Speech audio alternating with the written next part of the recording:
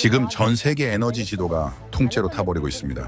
카타르가 불가항력을 선언하며 30조 원어치의 가스가 증발했고 세계 3위 경제 대국 일본은 당장 내일 아침 지하철을 멈춰야 할 대재앙에 직면했습니다. 유럽의 자존심 에펠탑에 불이 꺼지고 대만의 반도체 공장들이 암흑 속에 잠길 때 전 세계가 경악하며 주목한 단 한 곳이 있습니다. 모두가 촛불을 켤 준비를 할 때 홀로 대나처럼 환한 불을 밝히며 전 세계의 심장을 돌리고 있는 나라, 바로 우리 대한민국입니다. 40년 전 세계 석학들이 재정 파탄을 불러올 무모한 도박이라며 비웃었던 77기의 거대한 가스탱크, 그 비웃음이 어떻게 오늘날 세계 경제의 멸망을 막는 유일한 철제 성벽이 되었을까요? 전 세계 에너지 판도를 뒤집어 놓은 대한민국의 소름 돋는 저력과 그 치밀한 설계의 실체를 지금 바로 공개합니다. 영상을 시청하신 후 마음에 드신다면 좋아요와 구독 버튼을 꾹 눌러주세요. 여러분의 관심이 저에겐 큰 힘이 됩니다. 그럼 바로 시작하겠습니다. 저는 평생 수많은 데이터와 수치를 다뤘습니다.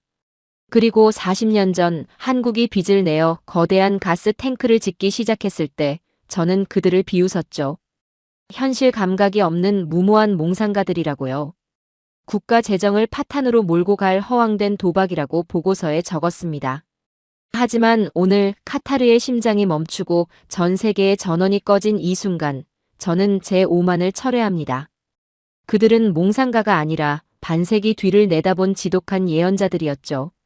저는 블라디미르 헬스만입니다. 스탠퍼드 대학교 에너지 지정학 전략센터 종신의장이죠.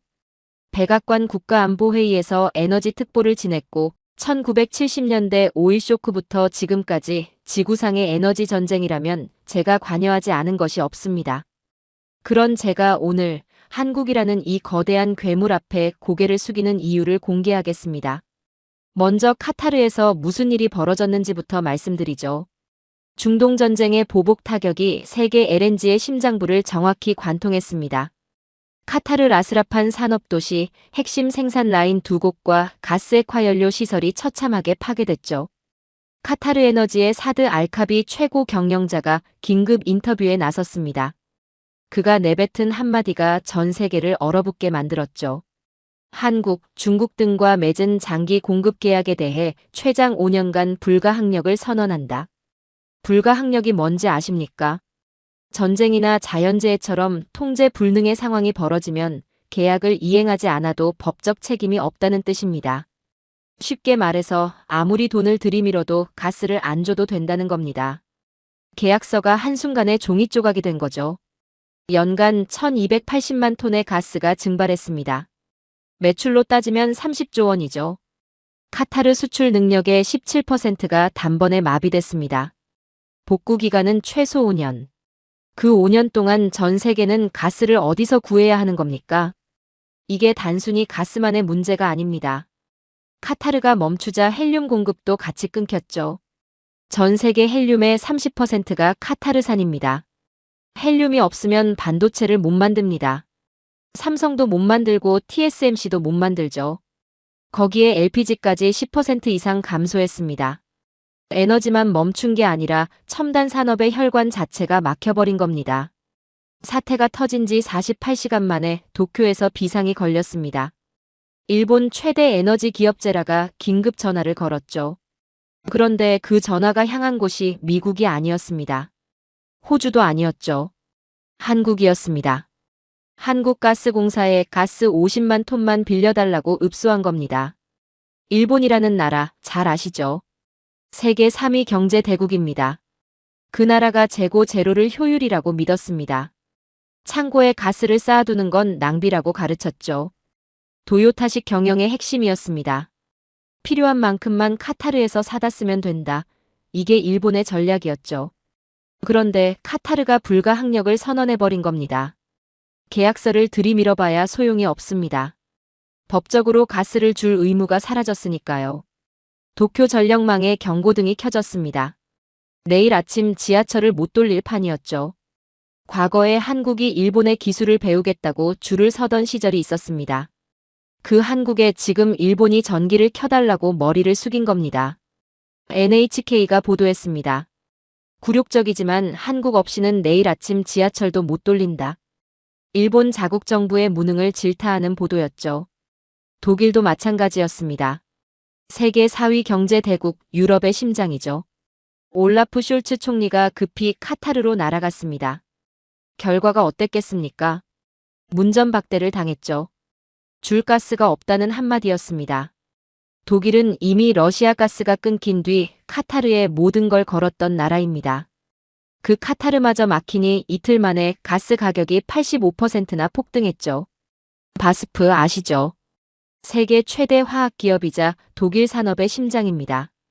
그 바스프 공장이 가동을 멈췄습니다. 파이낸셜 타임스가 한마디 했죠. 유럽 문명의 자존심이 카타르 가스전과 함께 불타버렸다. 대만은 더 처참했습니다. 에너지의 97%를 수입에 의존하는 나라죠. 탈원전 정책을 밀어붙이면서 가스 발전 비중을 50%까지 끌어올렸습니다. 그런데 가스 저장 시설은 고작 11일치였죠. 카타르가 멈추자마자 대만 정부가 검토에 들어간 게 뭔지 아십니까? 반도체 공장 전력 제한입니다. 전 세계 아이폰 칩의 90%를 만드는 TSMC가 멈출 수도 있다는 얘기였죠. 주가가 폭락했습니다. 월스트리트 저널이 경고했습니다. 대만의 반도체 기적은 에너지라는 기초 체력 앞에 무너졌다. 일본은 구걸하고 독일은 쫓겨나고 대만은 시한부 판정을 받았습니다. 사태 발생 72시간 만에 벌어진 일이죠. 세계 문명이 촛불 시대로 퇴행하고 있었습니다.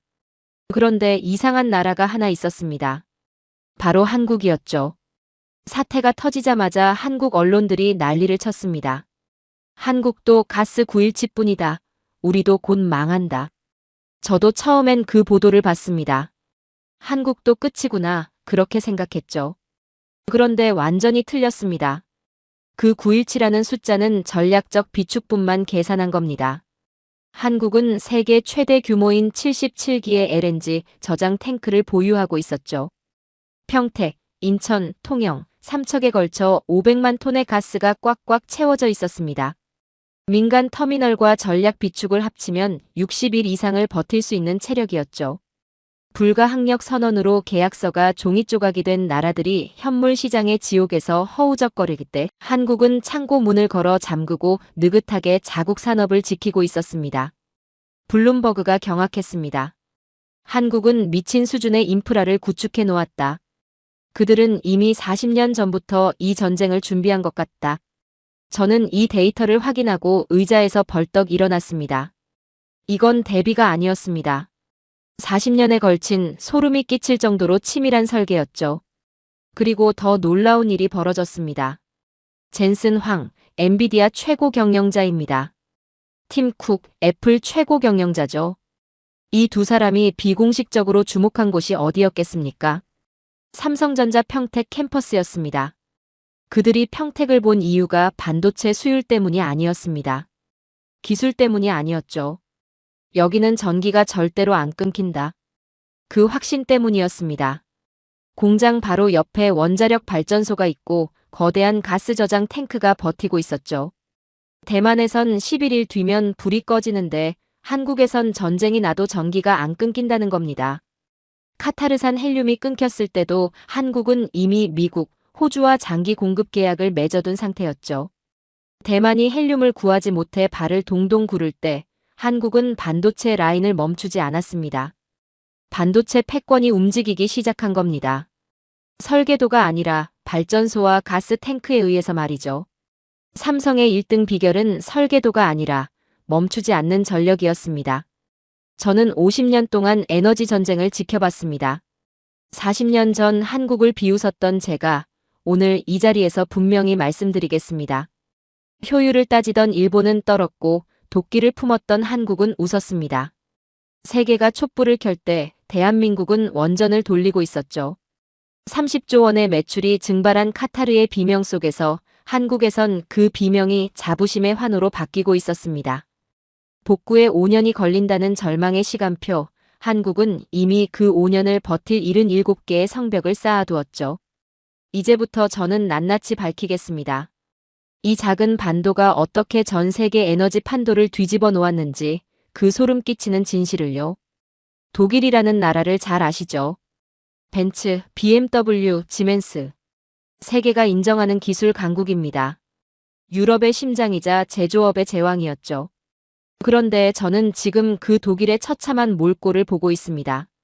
밤마다 가로등을 끄고 국민들에게 샤워 시간을 줄이라고 구걸하는 나라. 그게 지금 독일의 현실이죠. 어쩌다 이 지경이 됐겠습니까? 답은 간단합니다. 독일은 스스로 자기 심장을 도려냈습니다. 원자력 발전소를 전면 폐쇄했죠. 탈원전이라는 이름으로요. 우리는 친환경 선진국이다. 원자력은 야만적이다. 그렇게 외치며 멀쩡한 원전의 전원을 내렸습니다. 그리고 러시아 가스에 운명을 걸었죠. 노르트 스트림 파이프라인 들어보셨을 겁니다. 러시아에서 독일까지 바다 밑으로 깔린 거대한 가스관이죠.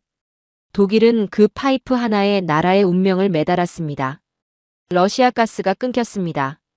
우크라이나 전쟁 때문이었죠. 급하게 카타르로 갈아탔습니다. 그런데 그 카타르마저 폭발한 겁니다. 퇴로가 없었죠.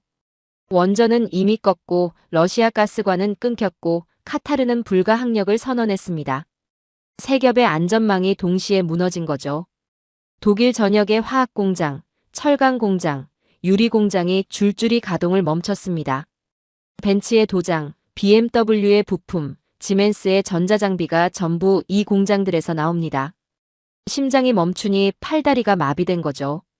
독일 산업 전체가 도미노처럼 쓰러졌습니다. 그런데 한국은 그 시간에 뭘 하고 있었겠습니까? 원전 19기를 풀가동하고 있었죠.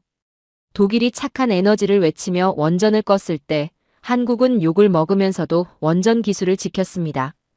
위험하다, 후진국이나 하는 짓이다. 온갖 비난을 받았죠. 그런데 그 원전이 지금 대한민국 산업에 피를 돌리고 있습니다. 삼성 반도체 라인이 24시간 멈추지 않는 이유, 현대 자동차 공장이 풀가동되는 이유가 전부 그 원전 덕분이죠. 영국도 보시죠. 대영제국이라는 이름이 무색합니다. 북해 가스전이 고갈되자 저장시설을 확충하는 대신 시장 논리를 따랐죠. 필요할 때 사다 쓰면 된다. 일본이랑 똑같은 실수를 한 겁니다. 카타르가 문을 닫자 영국 에너지 기업들이 줄도산했습니다. 서민들의 전기료 고지서에 평소에 5배가 넘는 금액이 찍혔죠. 노인들이 추위를 피하려고 온종일 도서관에 앉아 있었습니다. 집에 돌아가면 난방을 켤 돈이 없으니까요. 버스 안에서 밤을 새우는 노인들도 있었죠. 국가 비상사태가 선포됐고 런던의 화려한 네온 사인이 일제히 꺼졌습니다. BBC가 보도했습니다. 한국의 거대한 가스 탱크들이 부럽다. 우리는 효율을 따지다 생존을 놓쳤다. 영국 공영방송이 한국을 부러워하는 보도를 내보낸 겁니다. 여기서 한 학생이 손을 들었습니다. 교수님, 그런데 프랑스는 유럽에서 원전을 가장 많이 가진 나라 아니었나요? 프랑스만큼은 괜찮지 않았나요? 좋은 질문입니다. 맞습니다. 프랑스는 원래 유럽 최대의 원전 대국이었죠. 그런데 프랑스도 무너졌습니다. 이유가 뭐냐면 정치인들이 발목을 잡은 거죠. 노후 원전 수리를 계속 미뤘습니다. 표를 의식한 겁니다. 원전 수리에 세금을 쓰느냐는 여론이 무서웠죠. 그 대신 가스 의존도를 슬금슬금 높여왔습니다. 카타르 사태로 가스 발전이 멈추자 프랑스 전역에 순환 정전이 예고됐죠. 에펠탑의 조명이 밤 11시면 꺼지는 초유의 사태가 벌어졌습니다. 에펠탑입니다. 프랑스의 상징이자 자존심이죠. 그 에펠탑에 불이 꺼진 겁니다. 시민들이 거리로 쏟아져 나왔습니다.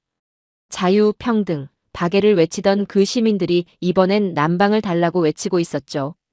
그리고 프랑스 정부가 비공식 서한 하나를 보냈습니다. 어디로 보냈겠습니까?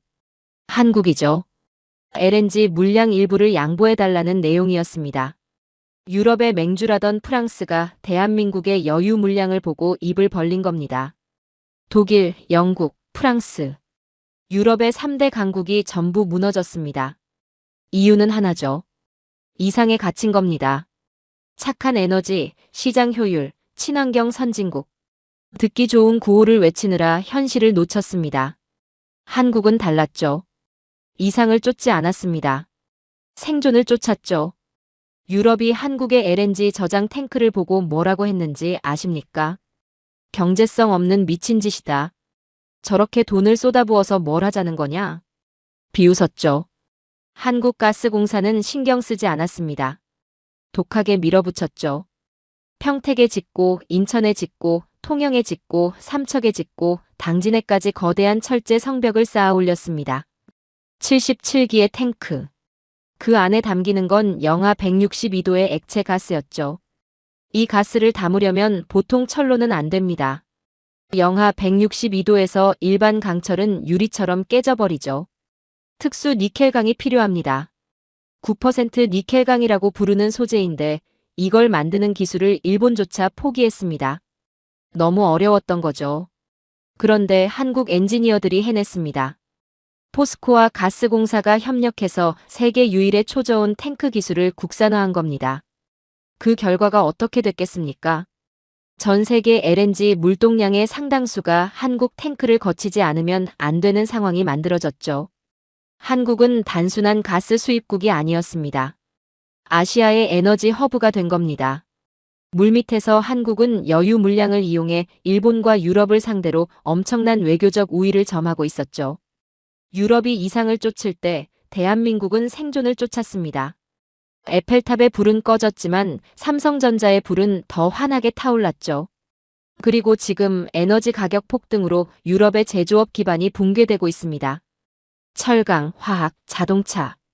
유럽 산업의 3대 축이 전부 흔들리고 있죠. 유럽 기업들이 공장을 옮기겠다고 선언하기 시작했습니다. 전기가 싸고 안정적이고 절대 안 끊기는 곳으로요. 그 목적지가 한국이었죠. 과거엔 한국인이 유럽으로 공부하러 갔습니다. 지금은 유럽의 엔지니어들이 일자리를 달라며 한국 기업으로 몰려오고 있죠. 200년 넘게 이어온 유럽 중심의 문명이 흔들리고 있습니다. 우리는 착한 나라가 아니라 이기는 나라를 선택했습니다. 그리고 그 선택이 옳았다는 걸 지금 전 세계가 증명해주고 있죠. 대만이라는 나라를 이야기해 보겠습니다. 반도체의 성지죠. TSMC, 이 회사 하나가 전 세계 아이폰 칩의 90%를 만듭니다. 엔비디아의 AI 칩도 여기서 나오죠. 지구상에서 가장 중요한 공장이라고 해도 과언이 아닙니다. 그런데 이 거대한 반도체 제국의 치명적인 약점이 하나 있었습니다. 전기죠. 대만은 에너지의 97%를 수입에 의존합니다. 탈원전 정책을 밀어붙이면서 가스 발전 비중을 50%까지 끌어올렸죠. 그런데 가스 저장 시설은 전국을 다 뒤져도 겨우 11일치였습니다. 세계 반도체의 심장을 자처하는 나라가 가스가 끊기면 11일밖에 못 버틴다는 겁니다. 카타르가 멈추고 72시간 만에 대만 정부가 긴급 명령을 내렸습니다. 민간 전기를 끊어서라도 TSMC 공장을 돌려라. 가정집 전기를 차단해서 공장에 몰아주겠다는 겁니다. 어머니들이 아이밥을 해야 하는 전기, 노인들이 난방을 돌려야 하는 전기를 빼앗아서 외국 기업 칩을 만들겠다는 거죠. 시민들의 분노가 폭발했습니다. 타이페이 거리에 수천 명이 쏟아져 나왔죠. 우리 집 전기를 꺼서 미국 회사 칩을 만들라고? 결국 대만 정부는 한 발 물러섰습니다. TSMC 공장 가동률을 20% 낮추는 초유의 결단을 내렸죠. 전 세계 아이폰과 엔비디아 칩의 90%를 만들던 라인이 멈칫거리기 시작한 겁니다. 실리콘밸리가 패닉에 빠졌습니다. 11일 뒤면 지구의 두뇌가 정지한다. 이게 농담이 아니었죠. TSMC 주가가 하루 만에 15% 폭락했습니다. 애플, 엔비디아, 퀄컴의 주가도 동반 추락했죠. 전 세계 빅테크들의 시가총액이 단 일주일 만에 수백조 원이 증발한 겁니다. 대만은 왜 이 지경이 됐겠습니까? 효율의 저주에 걸린 겁니다. 재고는 죄악이다. 대만 경영학의 핵심이었죠. 가스 저장 탱크를 짓지 않고 필요할 때마다 배로 실어오는 극한의 효율을 추구했습니다. 탱크를 짓는 데 드는 수조 원을 아끼겠다는 거였죠. 1달러라도 아끼는 게 승리라고 믿었습니다. 그런데 바닷길이 막히고 카타르가 멈추자 그 효율이 국가를 죽이는 독약이 됐습니다. 아낀 1달러 때문에 100조 원짜리 반도체 라인이 멈춰버린 거죠. 대만이 1달러를 아낄 때 한국은 국가의 미래를 저축하고 있었던 겁니다. 여기서 더 결정적인 일이 벌어졌습니다. 애플 이야기입니다. 팀 쿡, 애플 최고 경영자죠. TSMC의 최대 고객입니다. 매년 수십조 원어치 칩을 TSMC에 맡기는 사람이죠. 그런데 전기가 불안한 나라에 그 물량을 계속 맡길 수 있겠습니까? 11일 뒤면 공장이 멈출 수도 있는 나라예요. 카타르 사태 일주일 만에 애플과 엔비디아 실무진들이 비밀리에 움직였습니다. 그들이 향한 곳이 어디였겠습니까? 삼성전자 평택 캠퍼스였죠. 용인과 평택에 왜 그렇게 엄청난 발전소가 함께 지어지는지 아십니까? 우연이 아닙니다. 반도체 클러스터 자체가 에너지 안보를 전제로 설계된 거죠. 발전소, 가스 탱크, 반도체 공장이 하나의 요새처럼 얽혀 있습니다. 이건 산업 설계가 아니라 안보적 설계였던 겁니다. 한국은 전기가 절대로 안 끊긴다. 이 확신이 서자 TSMC에만 몰려있던 주문서가 삼성으로 이동하기 시작했습니다. 월스트리트 저널이 선언했죠. 반도체 전쟁의 최후 승자는 설계자가 아니라 발전소를 가진 자가 될 것이다. 한 학생이 손을 들었습니다. 교수님, 그런데 반도체는 결국 기술력 아닌가요?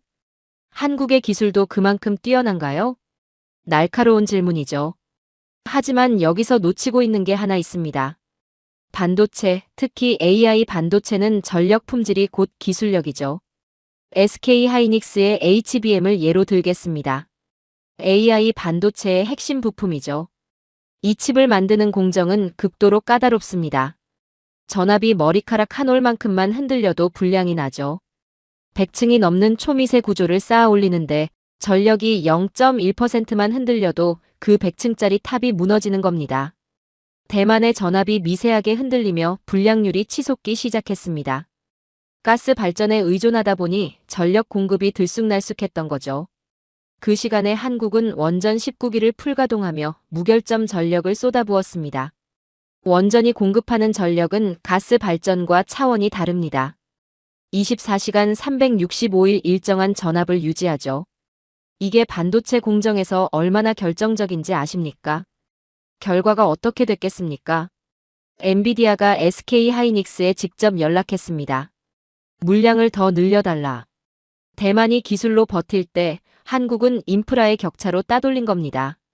그리고 한국에는 대만이 꿈도 못 꾸는 비밀 무기가 하나 더 있습니다. 지하 안반 저장고죠.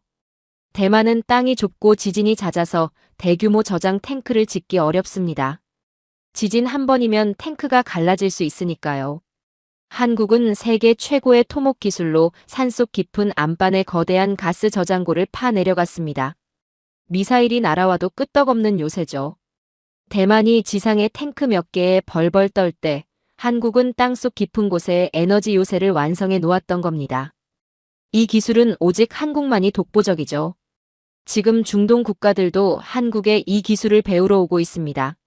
사우디아라비아, 아랍에미리트가 한국 엔지니어들을 초청해서 자국 지하 저장고 건설을 의뢰하고 있는 겁니다. 뉴욕타임스가 한국의 에너지 인프라를 집중 취재했습니다. 거대한 가스 기지와 촘촘한 원전망을 보고 이렇게 평가했죠. 한국은 단순한 제조업 국가가 아니다. 위기 상황에서 전 세계 문명을 지탱할 수 있는 유일한 백업 국가다. 제조업 국가가 아니라 백업 국가라는 표현입니다. 전 세계가 무너져도 한국만은 돌아간다는 뜻이죠. 그리고 대만이 무너지는 걸 본 일본이 더 큰 공포에 질렸습니다. 대만이 저러면 자기들은 더 위험하다는 걸 깨달은 거죠. 일본 정부가 한국에 다시 매달렸습니다. 가스 수압 물량을 늘려달라. 한국은 당당하게 조건을 내걸었습니다. 우리 기업들의 일본 내 부품 수급권을 100% 보장하라. 과거에 일본이 한국의 반도체 소재 수출을 규제하며 목을 조르던 때가 있었죠. 그때의 굴욕을 기억하십니까? 지금은 완전히 뒤집어졌습니다. 자원을 쥔 자가 기술을 쥔 자를 부리는 갑을 관계의 대역전이 일어난 겁니다. 대만의 반도체 기적은 11일 만에 멈췄지만 대한민국의 저력은 이제 시작이죠. 기술은 흉내낼 수 있어도 77개의 가스 탱크는 흉내낼 수 없습니다. 효율은 장사꾼의 논리지만 비축은 국왕의 논리죠. 40년의 준비는 절대 흉내낼 수 없습니다. 지금까지 일본, 독일, 영국, 프랑스, 대만 이야기를 했습니다. 강대국들의 몰락이었죠. 그런데 이 나라들은 그래도 돈이 있는 나라들입니다. 무너졌어도 다시 일어설 체력은 남아있죠. 진짜 지옥은 따로 있었습니다. 돈이 없는 나라들의 이야기죠. 국제 에너지 시장의 밑바닥, 정글의 법칙이 작동하는 현장입니다. 파키스탄부터 보시죠. 이 나라는 수입 LNG의 99%를 카타르에 올인했습니다. 비축 시설은 거의 없었죠. 카타르에서 배가 오면 바로 써버리는 구조였습니다. 저장할 탱크가 없으니 저장을 안 한 게 아니라 못한 겁니다. 카타르가 불가항력을 선언하자 파키스탄에 가스를 실어줄 배가 사라졌습니다. 그런데 여기서 더 잔인한 일이 벌어졌죠. 파키스탄이 이미 계약하고 돈까지 지불한 배가 있었습니다. 그 배가 파키스탄으로 오고 있었죠. 그런데 선주가 배를 돌려버렸습니다. 위약금을 물더라도 가스를 더 비싼 값에 사겠다는 유럽 쪽으로 보낸 거죠. 위약금이 얼마였겠습니까? 수백억 원입니다. 그런데 유럽이 부르는 가스값이 그 위약금보다 더 컸던 겁니다. 선주 입장에서는 위약금을 물고도 남는 장사였죠. 계약서가 있어도 소용이 없었습니다. 돈을 더 많이 내는 쪽이 이기는 겁니다. 국력이 없으면 계약서도 종이 조각이죠. 국제시장은 공정하지 않습니다. 돈이 있어도 국력이 없으면 가스를 뺏깁니다. 파키스탄 전역에 무기한 단전이 실시됐습니다. 섬유 공장들이 줄도산 위기에 빠졌죠. 파키스탄은 세계적인 섬유 수출국입니다. 우리가 입는 옷의 상당수가 이 나라에서 만들어지죠.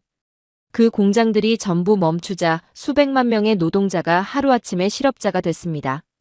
거리로 쏟아진 사람들은 일자리도 없고 전기도 없는 암흑 속에 버려졌죠. 카라치, 라호르 같은 대도시에서 폭동이 터졌습니다. 군대가 거리에 배치됐죠. 에너지가 없으면 경제만 무너지는 게 아닙니다. 사회 질서 자체가 붕괴되는 겁니다. 방글라데시는 더 처참했습니다. 가스 가격이 폭등하자 이 나라는 가격을 감당할 외화 자체가 없었죠. 정부가 내린 결정이 뭔지 아십니까? 모든 대학을 폐쇄한 겁니다. 전력을 아끼기 위해서요. 국가의 미래인 교육을 멈춰버린 거죠. 한밤중에 가스를 배급받으려고 통을 들고 수 킬로미터를 줄 서는 행렬이 이어졌습니다. 가스 한 통을 받으려고 밤새 줄을 서는 겁니다. 줄을 서다가 쓰러지는 노인들도 있었죠. 병원조차 전기가 끊겨서 수술을 못하는 상황이었습니다. 이 장면을 보면서 저는 한 가지 데이터를 떠올렸습니다. 제가 젊은 시절 연구했던 1970년대 한국의 에너지 통계였죠. 한 학생이 손을 들었습니다. 교수님, 지금 파키스탄이나 방글라데시 이야기를 하시는데 이 나라들은 원래 경제 기반이 약한 나라들 아닌가요? 한국이랑 비교하는 게 공정한 건가요? 좋은 지적입니다. 맞아요. 지금은 비교 자체가 안 되죠. 하지만 50년 전으로 돌아가 보시죠. 1970년대 한국이 파키스탄이나 방글라데시보다 나은 게 뭐가 있었겠습니까? 제가 당시 데이터를 분석했을 때 한국의 1인당 국민소득은 파키스탄보다 낮았습니다. 오일 쇼크가 터졌을 때 기름 한 방울이 없어서 공장이 멈추고 버스가 서고 온 나라가 암흑에 잠겼죠. 지금 파키스탄에서 벌어지고 있는 일이 50년 전 한국의 모습과 정확히 일치하는 겁니다. 그런데 한국은 그 굴욕을 잊지 않았습니다. 다시는 에너지 때문에 이 나라의 아이들을 울리지 않겠다. 그 도끼로 세운 것이 바로 77개의 저장 탱크죠. 돈이 없을 때 빚을 내서 짓기 시작했습니다. 국제사회가 비웃었죠. 가난한 나라가 무슨 탱크를 짓느냐. 그래도 멈추지 않았습니다. 과거엔 구걸하던 나라가 이제는 전 세계에서 가장 여유롭게 가스를 쌓아두고 위기를 관망하는 나라가 된 겁니다. 77개의 탱크는 한국인들이 흘린 땀의 결정체이자 대한민국을 지키는 77개의 심장이죠. 동남아도 보시죠. 베트남, 필리핀. 싼 인건비를 무기로 한국을 추격해오던 나라들입니다. 삼성전자가 베트남에 공장을 짓고 LG전자가 필리핀에 라인을 돌렸죠. 한국보다 인건비가 5분의 1이다. 한국 제조업은 끝났다.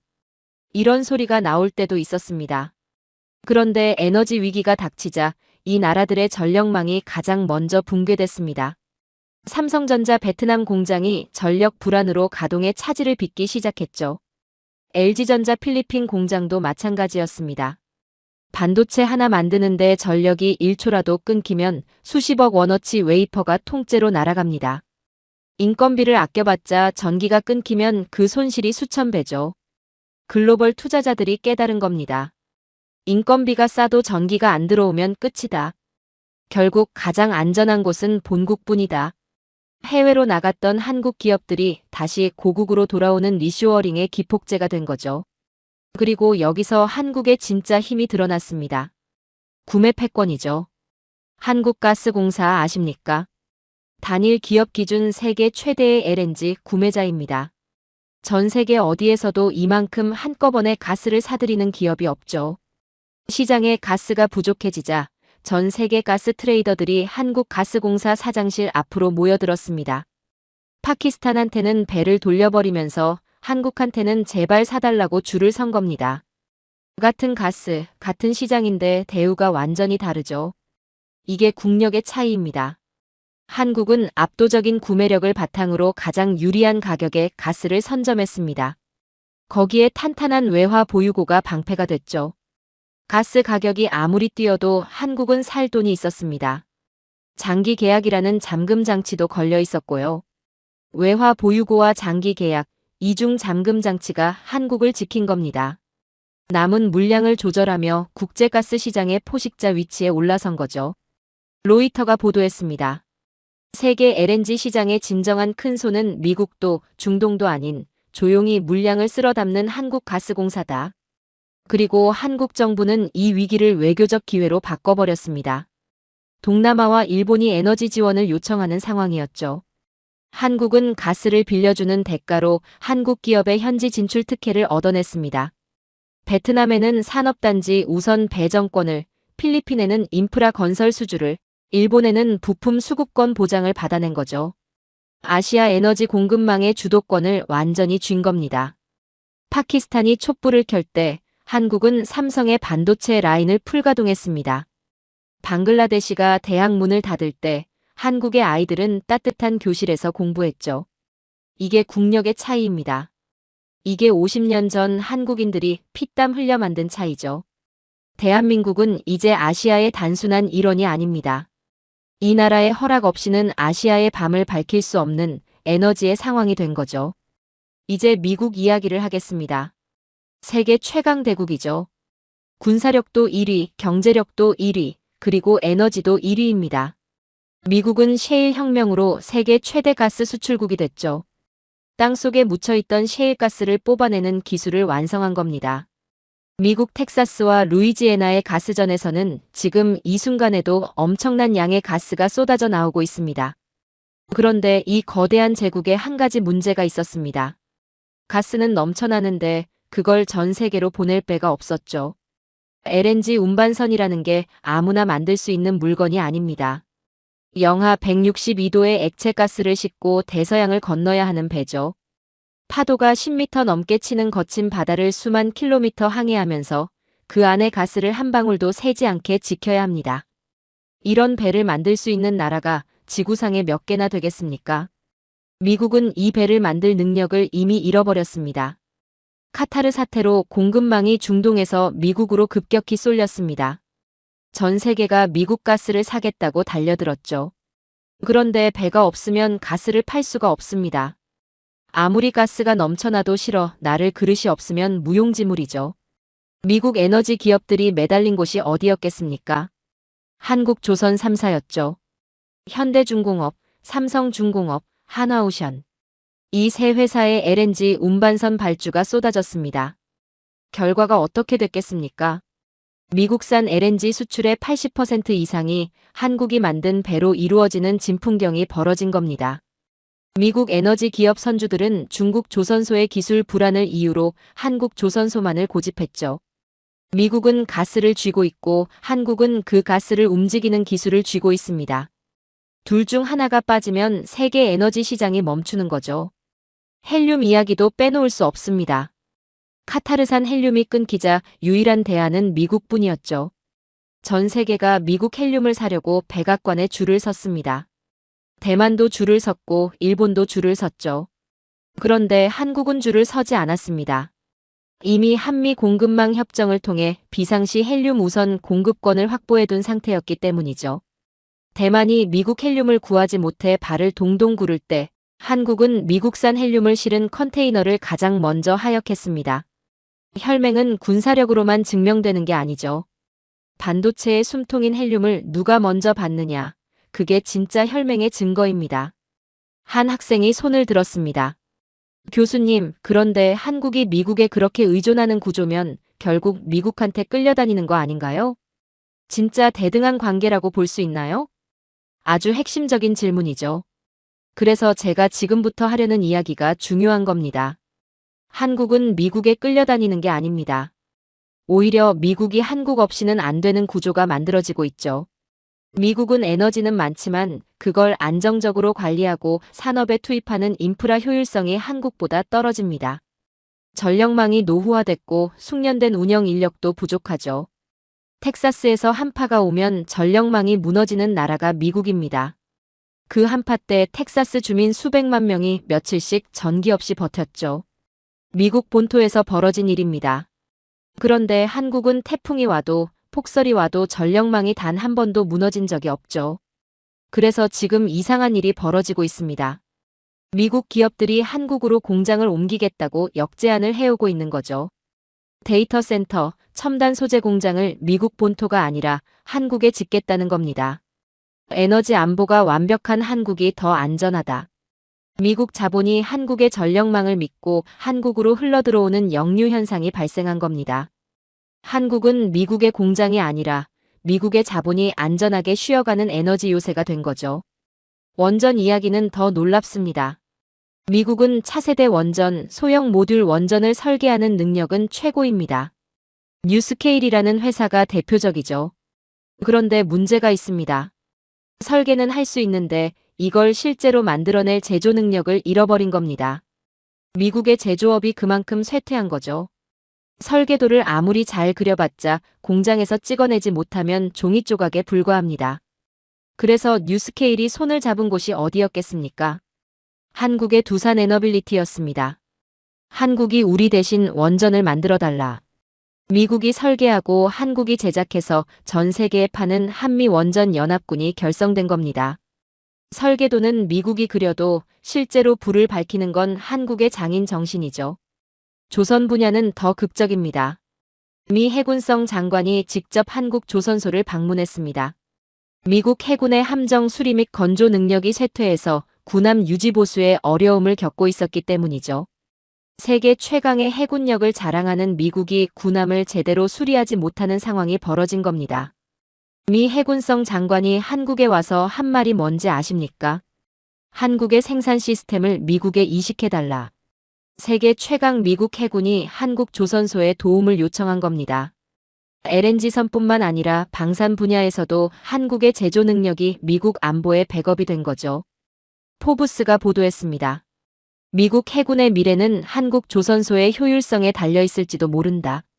그리고 한미 관계가 한국 국민들의 실생활에 어떤 영향을 미치는지 말씀드리겠습니다. 한국은 미국산 LNG 도입 시 관세 혜택을 받는 몇 안 되는 나라입니다. 카타르 사태로 국제가스 가격이 미친 듯이 뛸 때 한국은 미국과의 장기 계약 덕분에 훨씬 저렴한 가격에 가스를 들여올 수 있었죠. 유럽인들이 난방비 폭탄을 맞고 추위에 떨 때 한국 국민들은 비교적 따뜻하고 안정적인 겨울을 보낼 수 있었습니다. 한미 동맹은 먼 곳에 있는 게 아니죠. 한국인의 집 거실을 따뜻하게 데우는 그 가스 한 톤에 한국 외교의 힘이 담겨 있는 겁니다. 미국 대통령이 한국 기업 총수들을 만나 협력을 요청하는 장면을 보신 적 있으시죠? 그게 단순히 투자를 유도하는 게 아닙니다. 한국의 운영 노하우를 배우고 싶기 때문이죠. 미국은 자국 내 반도체 생산을 원하지만 에너지와 물과 인프라를 한국만큼 완벽하게 제공할 자신이 없습니다. 한국은 미국에 투자하는 대가로 더 강력한 에너지 보장과 기술 공유를 얻어내고 있죠.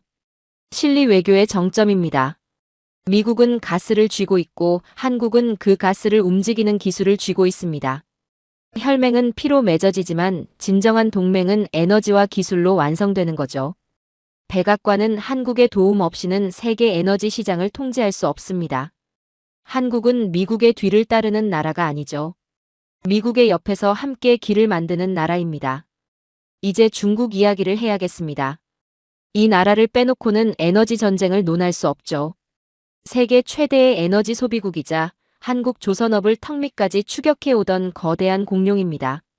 중국은 카타르 사태를 기회로 삼으려 했습니다. 전 세계 가스를 닥치는 대로 사들이기 시작했죠. 돈으로 밀어붙이면 된다는 게 중국식 전략이었습니다. 그런데 여기서 치명적인 문제가 터졌습니다. 가스를 사는 건 됐는데 실어 나를 배가 없었죠. 중국은 그동안 저가 수주를 무기로 LNG, 운반선 시장을 치고 들어왔습니다. 한국보다 30% 이상 싸게 부르면서 카타르 물량 일부를 가져갔죠. 이제 한국 조선업은 끝났다. 중국 관영 매체들이 그렇게 떠들었습니다. 그런데 카타르 위기가 터지자 진실이 드러났죠. 급히 물량을 실어 나르던 중국산 LNG, 운반선들에서 사고가 터지기 시작한 겁니다. 엔진 결함이 발생하고 화물창에서 가스가 새어나왔습니다. 영하 162도의 액체가스를 가두는 화물창은 머리카락 한 올 두께의 오차도 허용하지 않죠. 그 정밀함을 중국이 흉내내지 못한 겁니다. 망망대해 한가운데서 배가 멈춰서는 사고가 반복됐습니다. 영하 162도의 액체가스를 싣고 바다 위에 떠있는 배가 고장났다는 게 뭘 의미하는지 아십니까? 바다 위의 시한폭탄이죠. 배 모양은 흉내낼 수 있어도 영하 162도를 가두는 한국의 정밀 기술은 훔칠 수 없었던 겁니다. 카타르가 뒤늦게 깨달았습니다. 과거의 비용 절감을 위해 일부 LNG선 건조를 중국에 맡겼었죠. 그런데 중국 조선소의 인도가 지연되고 기술 결함이 속출하자 카타르 에너지부 장관이 비공식적으로 한국 조선 3사에 연락했습니다. 남은 물량과 수리 물량을 모두 받아달라. 가격만 따지던 카타르가 결국 한국산이 아니면 안 된다는 비싼 교훈을 얻은 거죠. 트레이드윈즈가 보도했습니다. LNG선 시장에서 중국의 도전은 사실상 실패로 끝났다. 선주들은 다시 한국의 문 앞에 줄을 섰다. 한 학생이 손을 들었습니다. 교수님, 중국이 지금은 뒤처졌다고 해도 시간이 지나면 기술을 따라잡지 않을까요? 중국의 학습 속도는 역사적으로 상당히 빠르지 않았나요? 좋은 질문이죠. 맞습니다. 중국의 학습 속도는 무시할 수 없습니다. 하지만 LNG선이라는 게 일반 선박과는 차원이 다릅니다. 겉모습을 복제하는 건 가능하죠. 그런데 20년 넘게 바다 위에서 무사히 운항해야 하는 겁니다. 한 번 인도한 배가 20년간 단 한 번의 사고도 없이 돌아가야 하죠. 이건 설계도를 복사한다고 되는 게 아닙니다. 수십 년간 쌓아온 운항 데이터, 사후 관리 시스템, 그리고 문제가 생겼을 때 즉각 대응하는 체계가 있어야 하죠. 한국 조선소는 스마트십 기술을 보유하고 있습니다. 육지에서 바다 위 배의 상태를 실시간으로 점검하는 기술이죠. 울산과 거제의 관제센터에서 태평양 한가운데 떠있는 배의 엔진 상태를 진단합니다. 고장이 나기 전에 한국 엔지니어가 먼저 아는 겁니다. 중국 조선소는 배를 팔고 나면 나 몰라라 하죠. 이 차이가 신뢰의 격차입니다. 위기 상황에서 배 한 척이 아쉬운 선주들에게 한국 조선소는 생명줄과 같은 존재가 된 거죠. 그런데 중국이 가스를 싹쓸이하면서 재미있는 역설이 벌어졌습니다. 중국이 가스를 사모을수록 전 세계 가스 운반선이 부족해졌죠. 배를 가진 자가 갑이 되는 시대가 온 겁니다. 세계 최대 LNG 선단을 보유하고 관리 기술까지 갖춘 나라가 어디겠습니까? 한국이죠. 한국 조선사들의 주가가 폭등했습니다.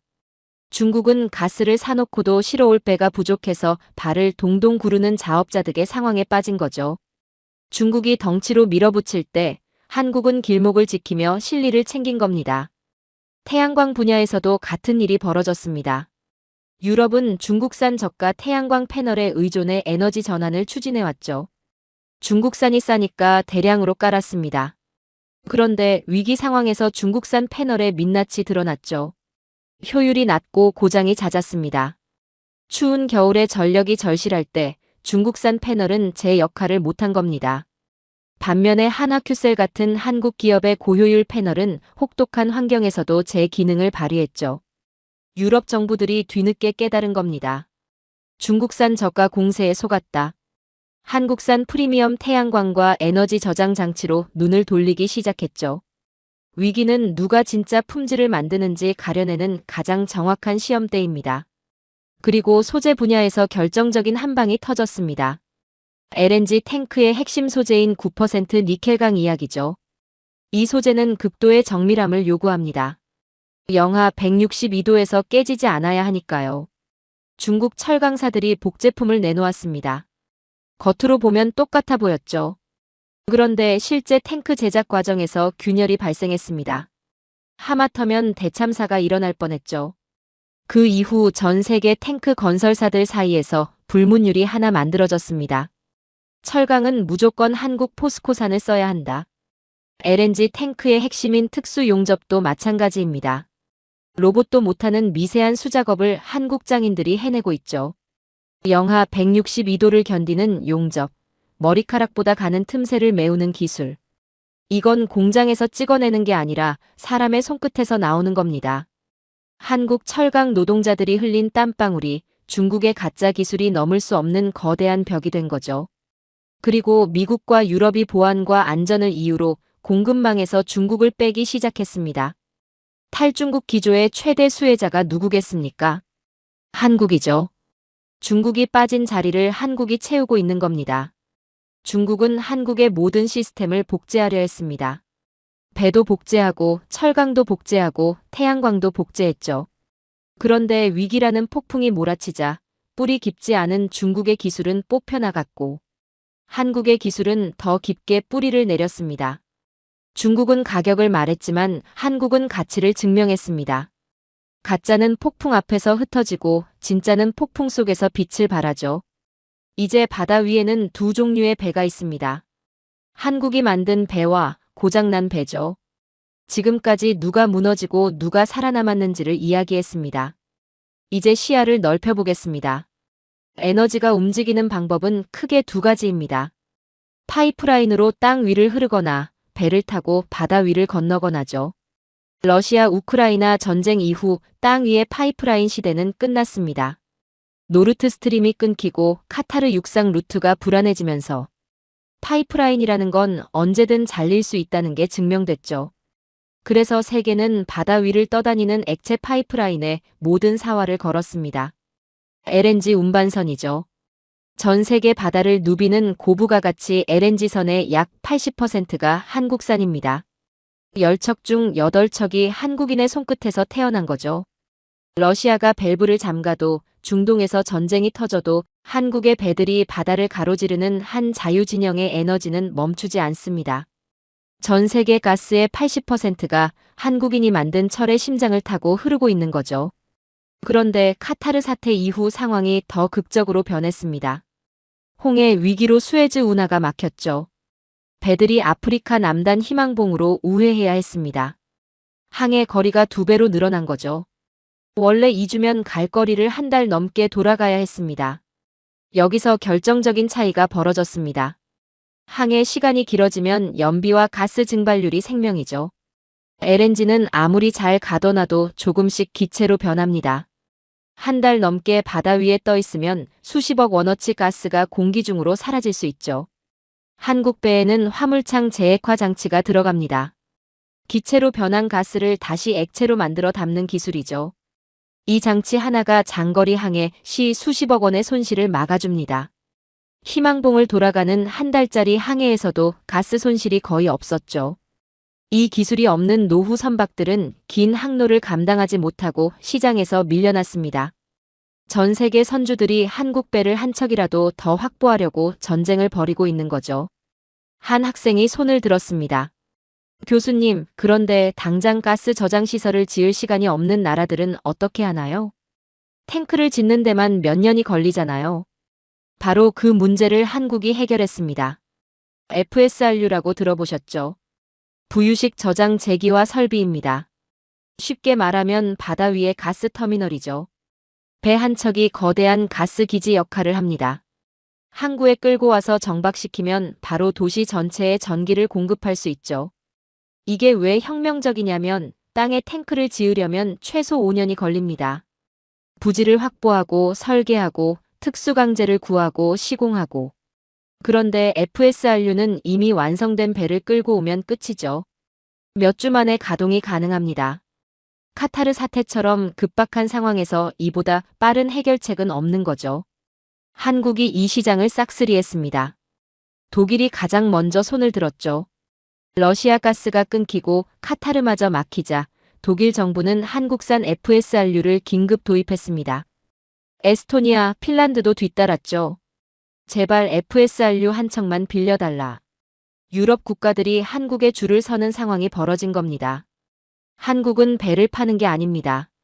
국가의 에너지 생명줄 자체를 수출하고 있는 거죠. 한 나라의 수도가 어둠에 잠길 위기에 처했을 때 한국산 FSRU 한 척이 항구에 들어서면 그 도시의 불이 다시 켜지는 겁니다. 이게 단순한 조선업입니까? 국가를 살리는 사업이죠. 그리고 한국은 남들이 포기한 바다까지 뚫었습니다. 북극 항로 이야기죠. 중동이 막히면 북극 항로가 대안이 됩니다. 하지만 영하 50도의 추위와 거대한 빙하가 길을 막죠. 2m 두께의 얼음이 바다를 덮고 있습니다. 보통 나라라면 포기합니다. 한국은 세계 최초로 쇠빙 LNG 운반선을 개발했습니다. 얼음을 깨며 가스를 나르는 배죠. 일반 LNG선도 만들기 어려운데 거기에 쇠빙 기능까지 더한 겁니다. 영하 162도의 가스를 싣고 영하 50도의 바다에서 2m 얼음을 부수며 항해하는 배입니다. 이 배를 만들려면 선체 강도, 화물창 단열, 쇠빙 구조를 전부 동시에 해결해야 하죠. 세계 어느 나라도 엄두를 내지 못했던 기술입니다. 영하의 추위 속에서 시운전을 하며 밤을 새운 한국 엔지니어들이 있었기에 가능한 일이었죠.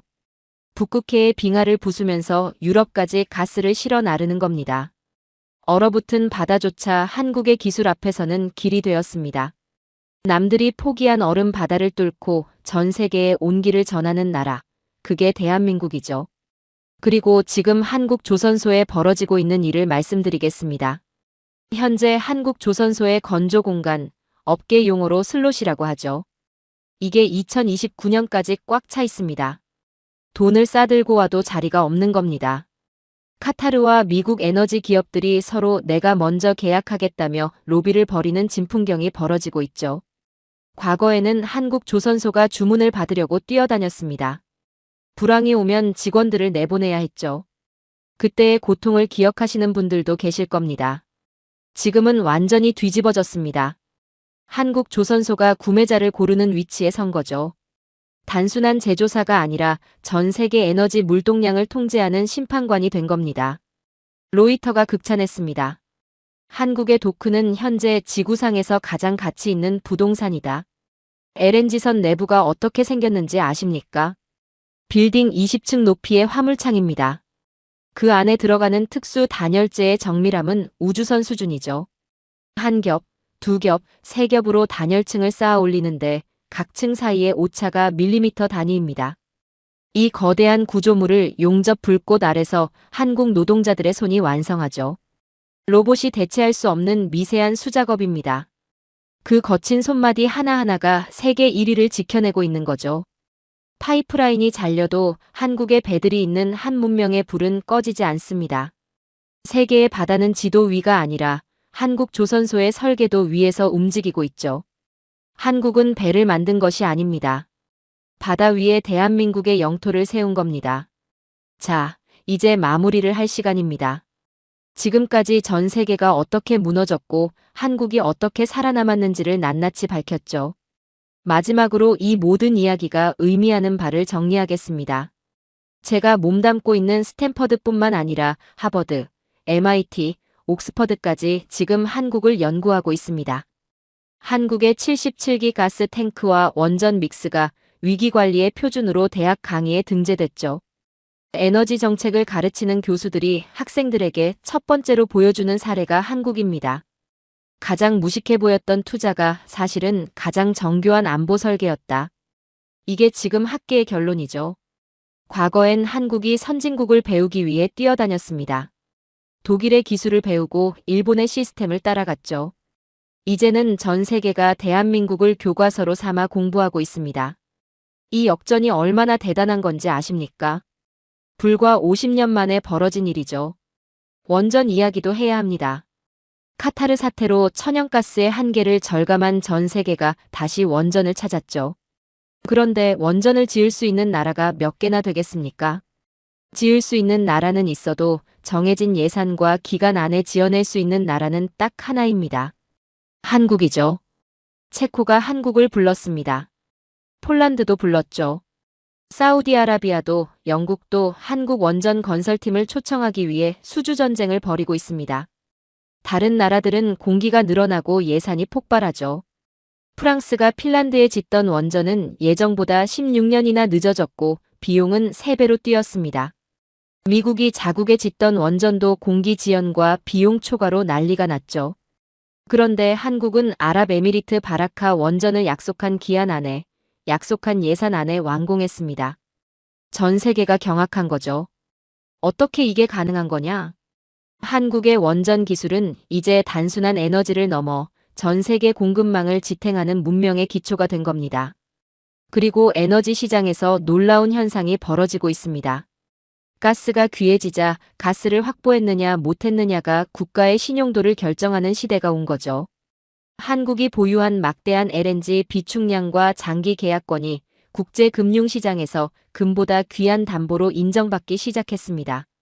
한국가스공사와 협력 관계를 맺은 국가들은 신용 등급이 올라가고 그러지 못한 나라는 외면받고 있죠. 한국은 연료를 쌓아둔 게 아닙니다. 대한민국의 국격을 쌓아둔 거죠. 한 학생이 손을 들었습니다. 교수님, 지금까지 말씀하신 건 인프라와 기술의 이야기입니다. 그런데 인프라만으로 이 위기를 넘긴 건가요? 다른 나라들도 돈만 있으면 탱크를 지을 수 있었을 텐데 한국만 성공한 진짜 이유가 뭔가요? 제가 오늘 가장 듣고 싶었던 질문입니다. 맞습니다. 탱크는 돈이 있으면 지을 수 있죠. 원전도 기술을 사오면 됩니다. 그런데 왜 한국만 해냈겠습니까?